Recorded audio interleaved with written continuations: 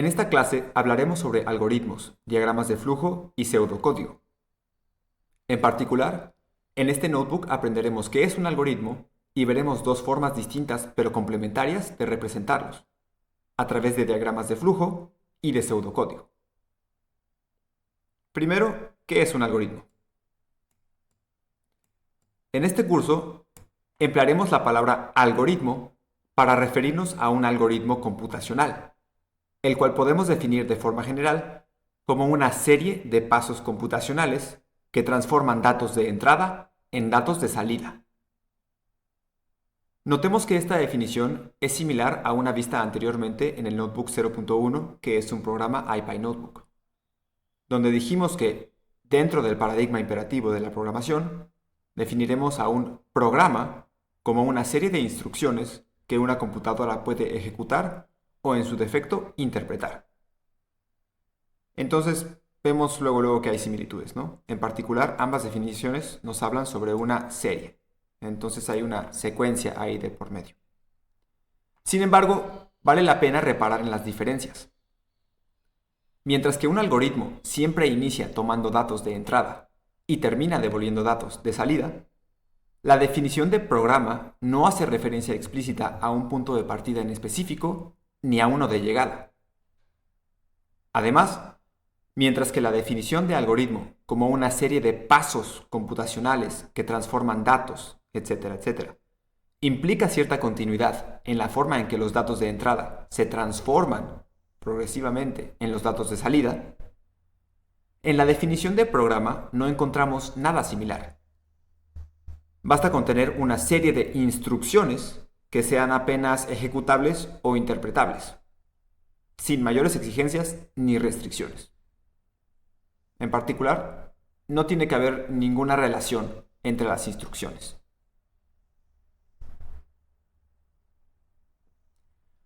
Una gran variedad de funcionalidades están implementadas mediante algoritmos, incluyendo, por ejemplo, el análisis de datos, que está tan en boga hoy en día, los métodos numéricos, que es de lo que se va a tratar el tercer módulo de este curso. Si quieren ir leyendo un poquito sobre eso, pueden abrir el Notebook 3.1 del repositorio para irse enterando, pero si no, no se preocupen, lo vamos a ver más adelante. El procesamiento de imágenes digitales, los servicios de Internet, como poder conectarse a un servidor y pedir que se despliegue un sitio web en su computadora, poder hacer publicaciones en sitios web, entre muchas otras cosas. Sistemas de comercio, herramientas de encriptación, que son de gran importancia para poder llevar a cabo transacciones seguras y para poder tener manejos de contraseñas también seguros y minimizar vulnerabilidades. Motores de búsqueda, que usamos día a día. Motores de recomendación, como los de las principales plataformas de hoy en día, para recomendar videos, música u otro tipo de contenidos en base a lo que alguien da, a lo que alguien consume. Y conducción autónoma, que va desde manejo autónomo de máquinas para procesos industriales hasta realmente conducción autónoma de un automóvil, por ejemplo. Y de hecho eso tiene que ver con procesamiento de imágenes digitales. Entonces vamos a pensar por un segundo cuáles podrían ser las entradas y las salidas de algoritmos de este tipo. ¿De acuerdo? Por ejemplo, en el caso de análisis de datos, la entrada pues sería un conjunto de datos, ¿no? Estos podrían ser datos experimentales o podrían ser bases de datos de algún servidor o podrían ser bases de datos de diferentes tipos. Existen unas que se llaman relacionales, otras no relacionales, etcétera. E inclusive podrían ser bases de datos inmensas, lo que se conoce hoy en día como Big Data. Entonces, esa podría ser la entrada. Y la salida, pues podría ser, por ejemplo, alguna visualización de, pues, ¿cómo decirlo? Estoy buscando una palabra para insights. Eh, la salida podrían ser básicamente gráficas de tipo quizá estadístico que nos muestren información relevante sobre los datos que hemos analizado. O podría ser también alguna reacción breve sobre los resultados que se obtienen y que se pueden inferir a partir de los datos que se están analizando. Bueno, en métodos numéricos veremos que, lo veremos más adelante. Procesamiento de imágenes digitales, bueno, la entrada sería una imagen digital, la salida también sería otra imagen digital. Las transformaciones pues serían ir realizando operaciones sobre los píxeles de las imágenes para obtener la salida que buscamos. Em, servicios de internet, sistemas de comercio, etcétera, etcétera, etcétera. Así podemos ir pensando para cada uno de los ejemplos que quedan, cuáles podrían ser las entradas, cuáles podrían ser las salidas y cuáles podrían ser las transformaciones, los pasos computacionales que sufren las entradas para irse convirtiendo en las salidas, ¿no? Eh, por ejemplo, motores de recomendación, pues la entrada sería algún tipo de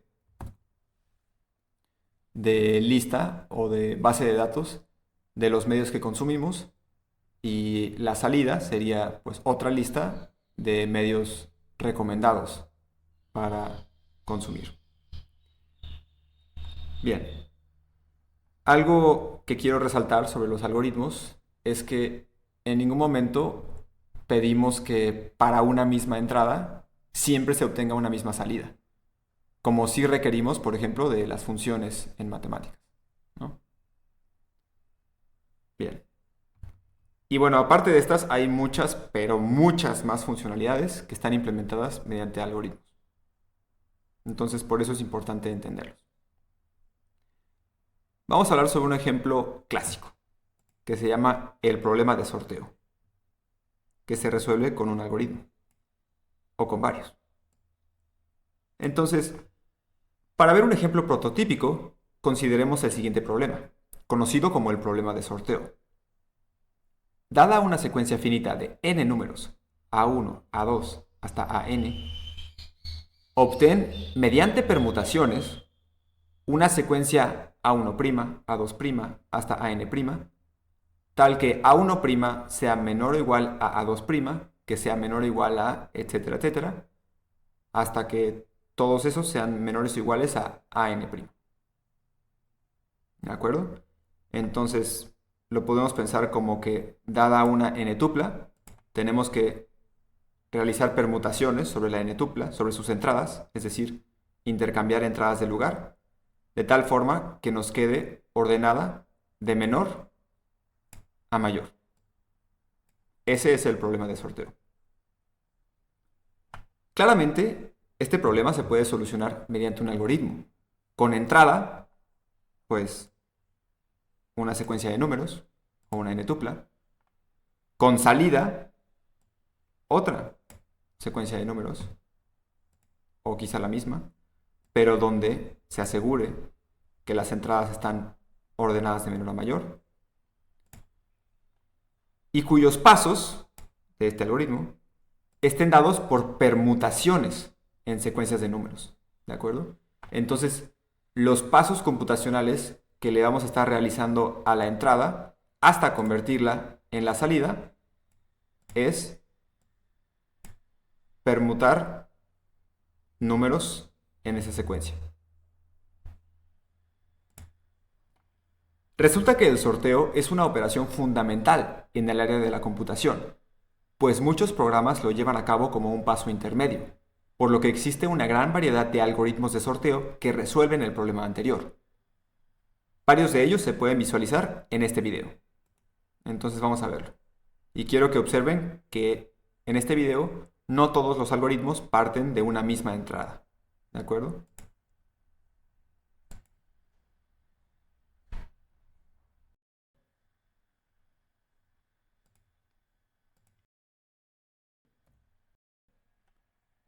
Entonces, vamos a verlo.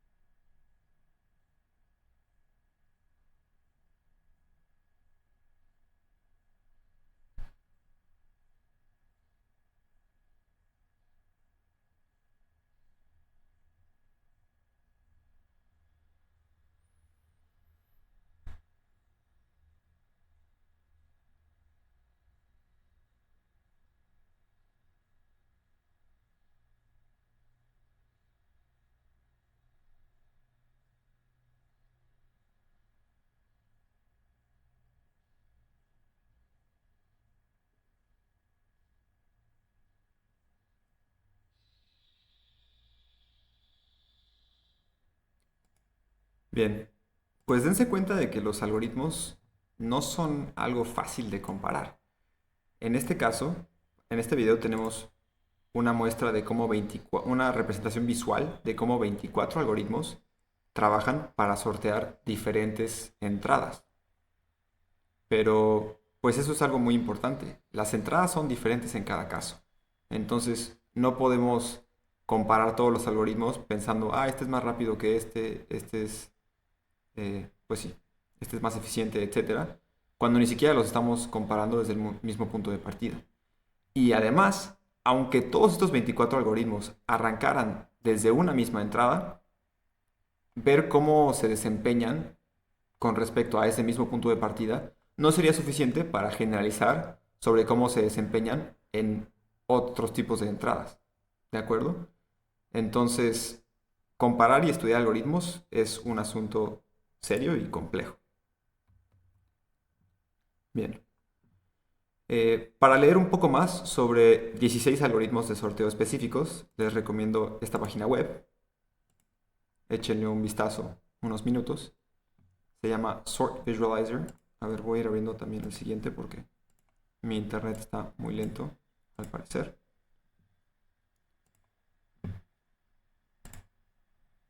Bien. ¿Listo? Entonces, si aquí dan clic arriba a la izquierda, pueden ver los diferentes algoritmos de sort que existen. Por ejemplo, vamos a elegir este shaker sort, por elegir cualquiera. Y aquí les muestra una página en donde pueden ustedes pedir una entrada, pedir que se genere una entrada aleatoria, representada visualmente, en donde incluso puedan cambiar el número de elementos de la entrada y después de aleatorizarla, reproducir una visualización de cómo es que este algoritmo en específico, en este caso el shaker sort, resuelve el problema de sorteo. ¿De acuerdo? Y abajo viene una descripción corta sobre ese algoritmo en particular y luego implementaciones en código en diferentes lenguajes de programación. C, C++, Java, JavaScript y Python. A esto no le hagan demasiado caso, si no conocen estos lenguajes, no pasa nada, no se preocupen por eso. Bien. Además, si quieres observar con más calma cómo actúan 6 algoritmos de sorteo diferentes, te recomiendo este sitio web interactivo que abrí acá. Este también nos da una entrada que podemos elegir cuál queremos que sea su tamaño y además podemos elegir con qué algoritmo, bueno, podemos aleatorizarla y luego elegir con cuál algoritmo queremos sortearlo. Por ejemplo, aquí voy a elegir el Quicksort. Entonces, observando los colores, las letras, los movimientos, las animaciones, podemos empezar a entender cómo es que trabajan y cómo es que están programados estos algoritmos, a pesar de no estar viendo un pedazo de código directamente, ni un pseudocódigo. Bueno, entonces les recomiendo esos dos sitios si quieren aprender o curiosear un poquito más con los diferentes algoritmos de sorteo que resuelven este problema. Ahora, en cuanto a la pregunta de cuál algoritmo de sorteo es mejor o cuál es el mejor, la respuesta dependerá de muchos factores, desde los más básicos, como la aplicación que se le quiera dar o la cantidad de números a ser sorteados, hasta los más técnicos, como el tipo de procesador o de dispositivo de memoria que se piense usar. Entonces, no solamente es en general difícil poder comparar unos algoritmos con otros, sino en particular es muy difícil poder decir cuál es mejor que otro, porque siempre depende de las condiciones específicas, no solo del problema que se busque resolver, sino de las condiciones específicas bajo las cuales se busca resolver ese problema. Algo así como las condiciones iniciales. ¿Por qué estudiar algoritmos? Bueno, pues la mayoría de los problemas algorítmicos, esto es, problemas que se pueden resolver mediante algoritmos, o que por lo menos sospechamos que se pueden resolver mediante algoritmos, son motivados por aplicaciones prácticas, como algunas de las que enlistamos anteriormente, como análisis de datos, motores de búsqueda, conducción autónoma, etc. Y tienen varios algoritmos candidatos a ser una solución, muchos de los cuales terminan no siéndolo. Encontrar uno que lo sea, o encontrar la mejor entre varias soluciones, puede ser una tarea bastante compleja. Aún así, la principal motivación para estudiar algoritmos es poder demostrar, para un problema algorítmico dado, que existe una solución correcta y, quizás igual de importante, práctica, es decir, que termine de ejecutarse en una cantidad aceptable de tiempo. Porque de nada nos sirve tener una solución teórica correcta que nos asegure que sí va a solucionar el problema si no conocemos una forma de implementarla que, no, que tome una cantidad finita de tiempo, ¿no? O sea, de nada nos sirve una solución correcta si va a tardar una cantidad de tiempo infinita en darnos la solución, ¿no? Entonces nos interesa que las soluciones sean correctas y prácticas. Y esa es la principal motivación para estudiar algoritmos. Encontrar soluciones correctas y prácticas a diferentes problemas que se pueden o que sospechamos que se pueden resolver con el uso de algoritmos. Además, dadas las limitaciones físicas de las computadoras, que no pueden tener rapidez ni memoria infinita, al solucionar problemas de manera computacional, el tiempo y el espacio, en memoria, se vuelven recursos escasos, por lo que es de suma importancia poder comparar algoritmos en cuanto a la eficiencia que presentan en el uso de estos dos recursos. ¿De acuerdo? Entonces, no solamente es importante estudiar algoritmos para encontrar soluciones correctas y prácticas, sino para que ya que tengamos varias de ellas, podamos compararlas y estudiarlas en cuanto a qué tan eficientes son en el uso del tiempo con el que contamos para implementar la solución o para obtener una solución, y qué tan eficientes son en cuanto a los recursos de espacio o de procesamiento que tiene el equipo de cómputo que utilicemos para solucionar el problema. ¿De acuerdo? Ahora vamos con la segunda parte de la clase. Esto es, ¿cómo podemos representar algoritmos? Volvamos por un momento al problema de sorteo y pensemos en una solución sencilla, dada por los siguientes pasos. ¿De acuerdo? Esta es, para mí, la primera solución que se me ocurrió, así pensando en una manera muy, muy sencilla de resolver esto. Podría ser que primero, paso 1, ojo, paso 1, comparamos los primeros dos números de la secuencia, es decir, los de hasta la izquierda. Si el número de la izquierda es mayor al de la derecha, los cambiamos de lugar. Y si no, no les hacemos nada. Ese es el paso 2. Paso 3, comparamos los siguientes dos elementos de la secuencia y repetimos el paso 2. Es decir, si el número de la izquierda de esos dos elementos es mayor al de la derecha, los intercambiamos.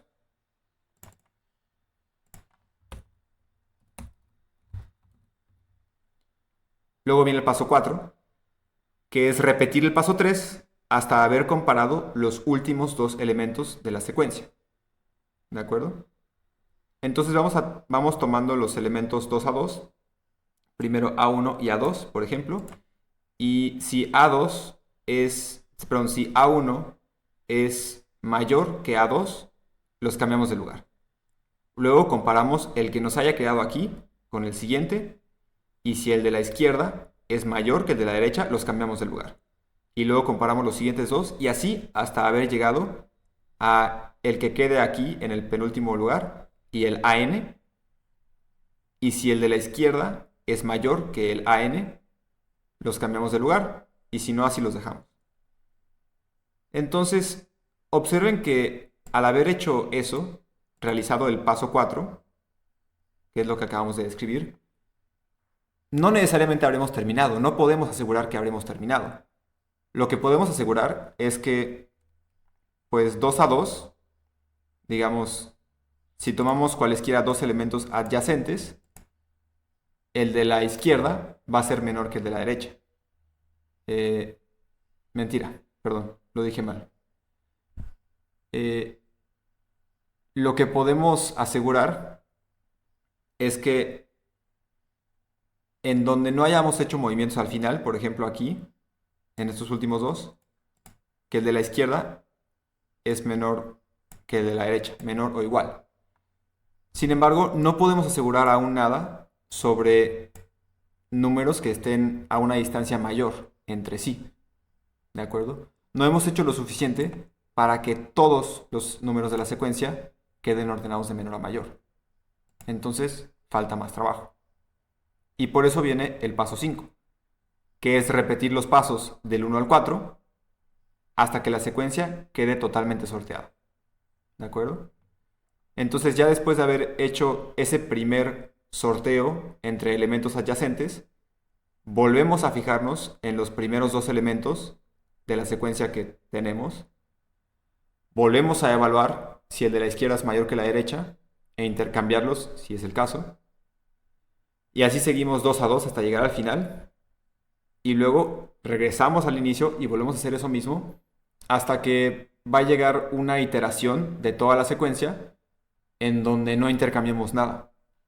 Y cuando lleguemos a esa iteración, pues ahí sí sabremos que tomados 2 a 2, cualesquiera dos números adyacentes de la secuencia, el de la izquierda siempre va a ser menor o igual al de la derecha. ¿Vale? Y entonces ya quedará sorteado. Entonces por eso es que necesitamos estos 5 pasos para dar una solución al problema de sorteo. El algoritmo que acabamos de describir es conocido como bubble sort, pues al observar este algoritmo en acción en una gráfica de barras, las barras mayores se estabilizan más rápido que las menores, similar a como las burbujas más grandes llegan a la superficie más rápido que las chicas, por ejemplo en agua. Entonces, vamos a irnos a bubble sort. Aquí también viene una descripción de ese algoritmo y algunas implementaciones. Vamos a tomar pocos elementos, aleatorizarlos y observen cómo se soluciona. Aquí la barra más alta ya llegó, la segunda más alta ya llegó a su lugar de destino, la tercera más alta ya llegó, la cuarta, la quinta, etcétera, y ya quedó sorteado. Entonces las barras mayores son las que llegan al lado derecho y se acomodan en su lugar final en la secuencia ordenada, más rápido de lo que las barras chicas llegan a su lugar de destino del lado izquierdo. Por eso se llama bubble sort. Déjenme poner uno con un poquito más elementos porque se terminó muy rápido.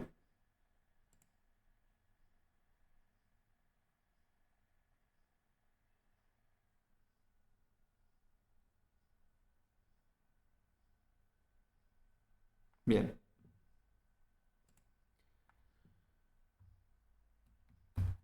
Entonces, aunque no lo demostraremos aquí, intuitivamente podemos ver que este algoritmo constituye una solución correcta al problema de sorteo, por lo que lo usaremos como ejemplo en lo que resta del notebook. Ahora vamos a hablar sobre los diagramas de flujo. Recordemos que hemos definido a un algoritmo como una serie de pasos computacionales que transforman datos de entrada en datos de salida, y que esta definición implica cierta continuidad en las transformaciones de los datos. Por ende, podemos pensar en la manera en que un algoritmo procesa datos de entrada hasta convertirlos en datos de salida como una cadena de procesos o un flujo. Los diagramas de flujo son una forma de representar algoritmos diagramáticamente y sirven para dilucidar cómo un algoritmo transforma los datos de entrada en los de salida paso a paso. Más aún, los diagramas de flujo también pueden ser de gran utilidad al diseñar algoritmos, en particular sirviendo como un buen punto de partida. Entonces, muchas veces, los diagramas de flujo en realidad van más allá de los algoritmos y se pueden utilizar para representar todo tipo de procesos de forma abstracta. Por lo general, un diagrama de flujo se representa como una serie de nodos que indican acciones conectados por flechas que indican el flujo de esas acciones. Por ello, también son conocidos como gráficas de control de flujo. ¿De acuerdo? Lo que iba a decir hace un momento es que muchas veces cuando tenemos un problema algorítmico o que creemos que se puede solucionar mediante algoritmos, pero no tenemos un algoritmo específico que pueda solucionarlo, lo que podemos hacer es abstraer el problema y pensar en un proceso de manera diagramática, de manera visual, mediante el cual podríamos resolver el problema y entonces diseñar un diagrama de flujo de un algoritmo que solucionaría el problema y luego ese diagrama de flujo convertirlo realmente en código e implementarlo. Entonces los diagramas de flujo no solamente nos sirven para representar y entender mejor los algoritmos ya conocidos o ya existentes, sino que también son una gran herramienta de apoyo para crear nuevos algoritmos. Aquí puse un ejemplo de un diagrama de flujo que representa un proceso para usar un dispositivo electrónico. Este diagrama de flujo es más abstracto, no es un diagrama de flujo que represente un algoritmo, sino que representa un proceso más general, ¿no? Que es usar un dispositivo electrónico. Entonces, el punto de arranque es aquí. Evaluamos el estado de un dispositivo electrónico. Avanzamos para acá y nos preguntamos primero, ¿está conectado? Si sí, nos preguntamos cómo funciona. Pero nos preguntamos si funciona o no. Si no está conectado, lo conectamos y ahora sí nos preguntamos si funciona o no. Si sí funciona, podemos usarlo. No hay ningún problema. Pero si no funciona, nos preguntamos si se puede reparar.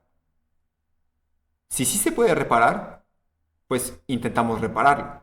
Y nos volvemos a preguntar si funciona, después de haber intentado repararlo. Si sí, podemos usarlo después de haberlo reparado. Y si no, nos volvemos a preguntar si es que creemos que se puede reparar. Y seguimos intentando repararlo siempre y cuando creamos que aún se puede reparar y preguntándonos si funciona después de cada reparación. Si después de cualquier reparación funciona, podremos usarlo y habremos terminado. Y si no, y llegamos a un punto en el que creemos que no se puede reparar, bueno, pues podemos reusar o reciclar ese dispositivo electrónico. ¿De acuerdo? Entonces fíjense que aquí, relacionándolo un poquito más con los algoritmos computacionales, podríamos pensar que la entrada es un dispositivo electrónico y la salida es un estado de usar ese dispositivo o de no usar ese dispositivo, ¿no? Que en este caso, pues, sugeriría reusarlo o reciclar. Entonces, este diagrama de flujo representa un proceso para usar un dispositivo electrónico. Nuevamente, un proceso abstracto, no un algoritmo computacional, como lo que habíamos estado comentando antes. Además, puedes encontrar una convención sobre símbolos usados comúnmente para crear diagramas de flujo aquí, en una página de Wikipedia. ¿De acuerdo? Sobre el flowchart.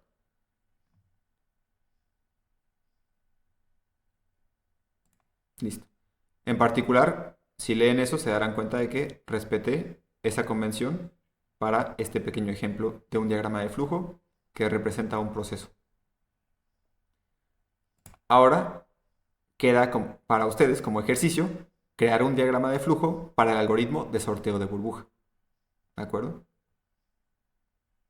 Bien. Ahí sí van a ver cómo es que se puede utilizar un diagrama de flujo para representar algoritmos. Para cerrar la clase vamos a revisitar el tema de pseudocódigo. Entonces, recordemos que en el notebook 0.1, que es un programa, hicimos una distinción entre código y pseudocódigo. Vamos a abrirlo y vamos a recordar qué dijimos en ese notebook sobre código y pseudocódigo. Entonces, aquí habíamos dicho que nos referiremos a un programa que puede ser ejecutado o al menos interpretado por una computadora, de acuerdo a la definición del paradigma imperativo, como un código. y que en cambio a una serie de instrucciones que podría ser ejecutada o interpretada por una computadora si se transformara en código, pero que en su forma actual solo puede ser interpretada por seres humanos, se le conoce como pseudocódigo. ¿De acuerdo? Entonces, la diferencia crucial es que a pesar de que ambos describen programas computacionales, en el sentido imperativo, el pseudocódigo no está escrito en ningún lenguaje de programación particular, sino que básicamente es un código en potencia. Quizá esa es la definición más sucinta de pseudocódigo. Es un código en potencia. Es decir, una serie de instrucciones que una computadora podría ejecutar o interpretar y que podemos leer y entender y que tiene todo el potencial para ser implementado en algún lenguaje de programación y ejecutado por una computadora o interpretado, pero que en su forma actual todavía no está listo para eso. ¿De acuerdo? Entonces tiene potencial de convertirse en código, pero todavía no es código. Si escribimos el pseudocódigo en cualquier y lo intentamos ejecutar con cualquier lenguaje de programación, lo más seguro es que no lo entienda, ¿no? Porque no lo hemos transformado en código. Bien. Entonces, a continuación, lo que vamos a hacer es representar el algoritmo de sorteo de burbuja mediante pseudocódigo. Para poder hacerlo de una forma sumamente sencilla, debemos primero hacer un poquito de combinatoria. Entonces, supongamos que tenemos nuestra entrada, que es una secuencia finita de n números. Ahora, intuitivamente, el peor caso posible, es decir, aquel que requeriría el máximo número de intercambios, el máximo número de intercambios entre los números de la secuencia, se da cuando la secuencia de entrada está ordenada de forma totalmente opuesta a la salida que buscamos. Esto es, cuando está ordenada de mayor a menor. ¿De acuerdo? Entonces, básicamente, si nuestro objetivo es que la secuencia quede ordenada de menor a mayor, pues el punto de partida más lejano que podríamos tener hacia ese objetivo sería cuando está totalmente al revés, cuando nuestra entrada está ordenada de mayor a menor. Supongamos que nos encontramos en este caso, que sería el peor caso posible. Entonces, para cambiar al mayor número de la secuencia, desde el extremo izquierdo hasta el extremo derecho, requerimos n-1 traslaciones. Una por cada uno de los números que se encuentran a la derecha del que está en el extremo izquierdo, que son n-1 números. Y donde las traslaciones son permutaciones de elementos adyacentes, porque por la solución que dimos, esta solución muy sencilla al problema de sorteo, lo único que se hace aquí, el único tipo de permutaciones que se hace, es siempre entre dos elementos adyacentes. Y a esas les vamos a llamar traslaciones. Entonces, para cambiar, suponiendo que partimos de una secuencia ordenada de mayor a menor, en el peor de los casos posible, para cambiar al mayor número de la secuencia, que está en el extremo izquierdo, hasta su lugar final, que es hasta el extremo derecho, tenemos que hacer n-1 traslaciones. Luego, será el segundo mayor número el que se encontrará en el extremo izquierdo y nos tomará n-2 traslaciones llevarlo a su lugar final, el penúltimo lugar. Y así seguiremos sucesivamente hasta que el penúltimo mayor número, o equivalentemente el segundo menor número, requiera n menos n-1, o sea, una sola traslación, para que la secuencia quede sorteada. Por lo tanto, podemos afirmar que en el peor de los casos, el número máximo de traslaciones será este de aquí. La suma de i igual a 1 hasta n-1 de los números n-i. En particular, el número máximo de iteraciones sobre toda la secuencia de números es n. Y es esta última observación la que será de utilidad para simplificar el pseudocódigo que se muestra a continuación. Entonces, habiendo dicho esto, recordemos que los pasos 1 a 4, en principio, no solucionan el problema de sorteo, sino que solamente dan una iteración sobre la secuencia de números y que en general se deben hacer más iteraciones para poder asegurar que quedará la secuencia ordenada de menor a mayor. Por eso es que tenemos que poner el paso 5. Y de lo que quiero que se convenzan con este argumento combinatorio, medio heurístico, es que basta con n iteraciones para poder asegurar que después de n iteraciones sobre toda la secuencia, quedará nuestra secuencia de números sorteada de menor a mayor. ¿Por qué? Porque en el peor de los casos, con n basta.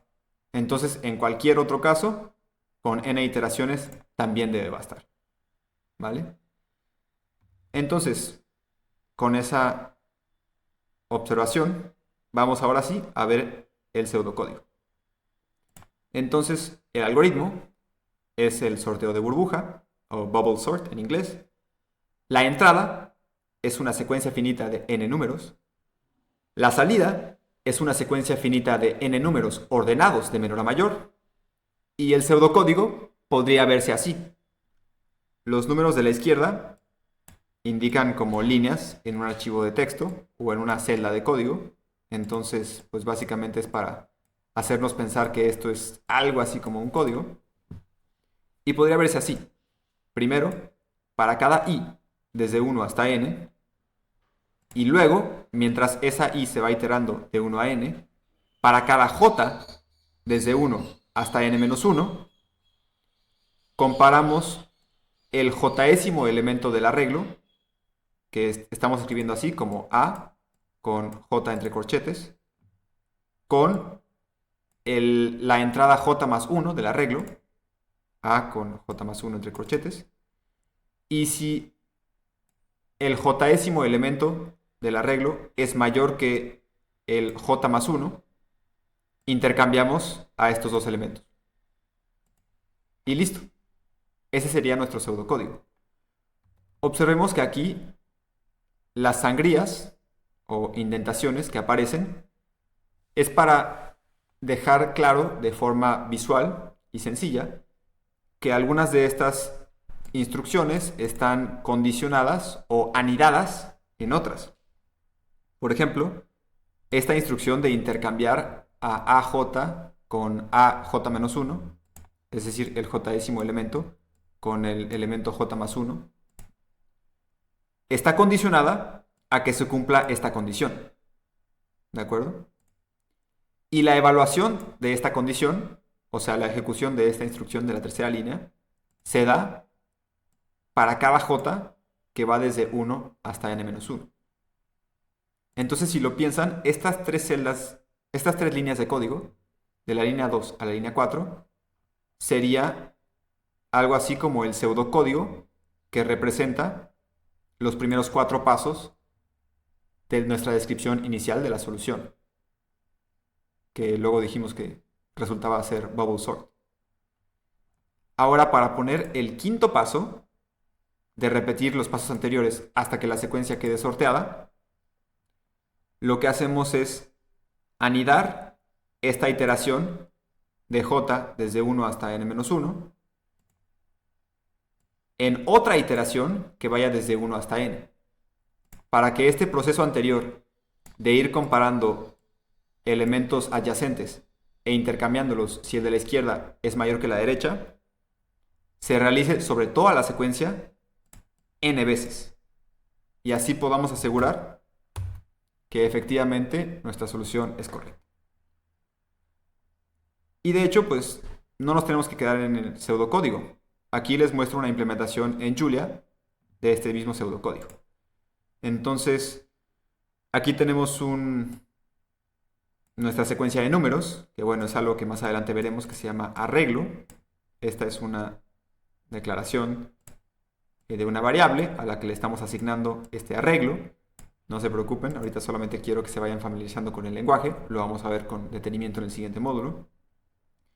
Y esta es otra variable, n, a la que le asignamos la longitud del arreglo, que es el número de elementos que tiene, que obtenemos aplicándole esta función length a la variable del arreglo. Y luego, pues, esta primera línea es como el para cada i desde 1 hasta n. Esta siguiente línea es para cada j desde 1 hasta n-1. Esta tercera línea es si el elemento de la izquierda, de los dos que estamos considerando, es mayor al de la derecha. Y esta línea de acá es intercambiar esos dos elementos. ¿De acuerdo? Y bueno, por cuestiones de la sintaxis particular de Julia, aquí se deben escribir estos AND para cerrar esta declaración condicional, este ciclo for y este otro ciclo for. Insisto, no se preocupen con el lenguaje si esto es nuevo para ustedes, lo vamos a ver más adelante, solo quiero que se vayan familiarizando un poquito. Y bueno, al final imprimimos el arreglo resultante, ¿de acuerdo? Que en este caso se llama A, pero bueno, porque lo que hicimos en nuestro código fue literalmente reescribir las entradas del mismo arreglo A, pero intercambiando números de lugar. Entonces no hubo que crear como una variable A' diferente y luego cambiarlos de A'. Pudimos hacerlo con el mismo arreglo inicial. Y entonces los números de esta secuencia son 5, 7, 13, 27, 59 y 4. Y vemos que al ejecutar este código con control enter, obtenemos 4, 5, 7, 13, 27 y 59. ¿No? Entonces efectivamente obtenemos la salida deseada.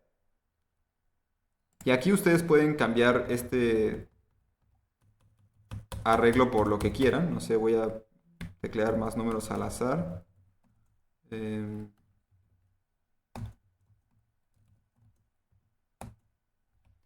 Y vamos a ver cómo queda. 0, 1, 8, 62, 732 y 30.947. ¿Vale? Entonces, si quieren seguir jugando, cambien este arreglo de números y sigan ejecutando la celda y vean cómo esta implementación en código, que es muy similar al pseudocódigo que escribimos para la solución algorítmica que se nos ocurrió para el problema de sorteo, funciona. Esta implementación funciona y funciona bien y es muy sencilla. En unas cuantas líneas pudimos resolver el problema. ¿Vale? Ahora, nada más para que no se vayan con la idea de que esta es una excelente solución. Esta es de las peores soluciones, de las más lentas. De hecho, regresando al video que vimos anteriormente, este recuadro aquí es precisamente el bubble sort. Y si se fijan hacia el final del video, es de los que más tarda en terminar. Que insisto, esta comparación no es totalmente representativa, pero bueno, nos da una noción al menos cualitativa de más o menos cómo se desempeña cada algoritmo. Y pueden ver que, bueno, si vuelven a ver el video y se fijan en cómo, más bien les sugiero que vuelvan a ver el video y se fijen en cómo se desempeña Bubble Sort comparándolo con los de su alrededor, para que pues aterricen un poquito con la solución que dimos y vean que hay muchas más soluciones posibles que pueden tener otras ventajas o desventajas, según sea el caso y la situación particular del problema a resolver. ¿Vale? Entonces, para terminar la clase, queda el siguiente ejercicio, que es que ustedes piensen en otra forma de solucionar el problema de sorteo distinta del sorteo de burbuja que ya vimos, y luego la describan con sus propias palabras de la forma más clara posible. Mi ejemplo sería esta descripción que puse de la solución, que observen no era ni un diagrama de flujo, ni un pseudocódigo, ni nada, solamente una serie de pasos, como siguiendo la definición de acá, del inicio de la clase.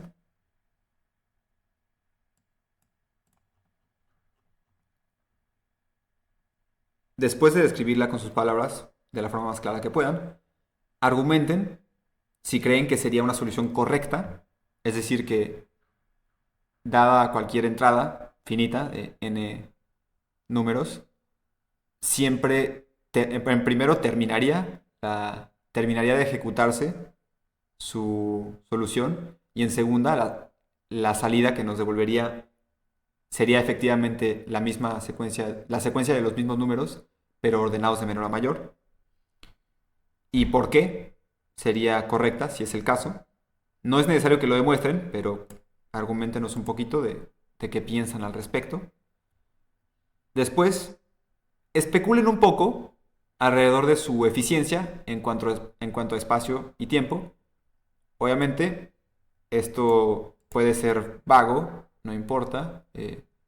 No espero que ya sepan muchísimo de esto porque yo les estoy introduciendo esto en esta clase, entonces no se preocupen por tener demasiada formalidad o demasiado rigor.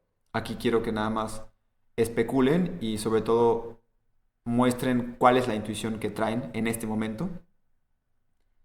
Luego, que intenten representar su solución con un diagrama de flujo. Y por último, que representen su solución con un pseudocódigo. ¿Vale? No lo tienen que implementar en código de Julia, con que lo representen con un pseudocódigo, está más que bien. Algo importante, muy importante, es que la intención de este ejercicio es que repases, refuerces y pienses mucho en lo que hemos visto en este notebook. Por lo que vale mucho más un intento de solución propia, aunque no sea correcta, que una solución correcta que no hayas obtenido por tu cuenta. ¿De acuerdo? Entonces, tómenlo en cuenta para lo que vamos a evaluar aquí. No vamos a evaluar quién pudo encontrar mejor y sintetizar información de algún otro algoritmo de sorteo en línea y redactarlo y bla, bla. No, eso no es lo que nos interesa. Lo que nos interesa es que ustedes repasen, refuercen y piensen mucho en esto y se enfrenten con ese problema de, pues dado un problema planteado, como en este caso el problema de sorteo, inventar una solución, describirla, argumentarla, especular acerca de ella, representarla con un diagrama de flujo y un pseudocódigo y listo. ¿De acuerdo? Entonces vale más un intento suyo que una solución correcta de alguien más. Ahora, una nota final es que más allá de los problemas más prácticos que hemos mencionado anteriormente, muchos problemas de matemáticas puras, entre comillas, también se resuelven mediante algoritmos computacionales. Por ejemplo, el algoritmo de la división de Euclides en aritmética, que sirve para dividir los números enteros, o el proceso de Gram-Schmidt en álgebra lineal, que sirve para ortogonalizar conjuntos finitos linealmente independientes en espacios vectoriales con producto escalar. Particularmente para el segundo caso, una representación visual de la solución a dicho problema se puede apreciar en este video, así como una representación en forma de pseudocódigo al final del mismo. Entonces, les recomiendo mucho ese video. Vamos a ver si carga, mientras voy cerrando las demás páginas. Bueno, aquí, como en cada cuaderno interactivo, hay una sección de recursos complementarios. Esta clase fue basada en los primeros 2 capítulos del libro clásico de algoritmos, que es Introducción a Algoritmos. Y además puse el video de la visualización de los 24 algoritmos de sorteo en 2 minutos, el sitio web del visualizador de sorteo, el sitio web interactivo para comparar diferentes algoritmos de sorteo y este video de el proceso de Gram-Schmidt y cómo verlo primero visualmente, geométricamente, y después cómo redactarlo como pseudocódigo. Y por último, pues la página de Wikipedia sobre diagramas de flujo.